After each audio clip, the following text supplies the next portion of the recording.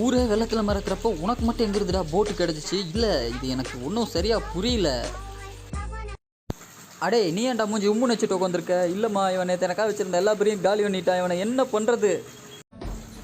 நீ ஏன்டா டிப்ரெஷனில் இங்கே வந்து படுத்துட்டு இருக்கிற? அது ஒன்றும் இல்லைங்க, நேற்று ஒருத்தனை கடிச்சுன்னு சொல்லிட்டு எங்கள் ஜிம் மாஸ்டர் என்னை கொஞ்சம் கண்டிஷன் போட்டார். அவன் என்ன பண்ணான், இந்த மாதிரி தான் வந்து என்கிட்ட பேசிகிட்டு இருந்தான், அதனால கடித்தேன். அடே இங்கே பாருங்கடா, எனக்கு தண்ணியில் கண்டன எங்கள் ஆத்தா சொல்லியிருக்குது. அதனால் நான் குடிக்கிற தண்ணி கூட கொஞ்சம் கொஞ்சமாக தான் குடிப்பேன், ஃபுல்லாலாம் குடிக்க மாட்டேன்.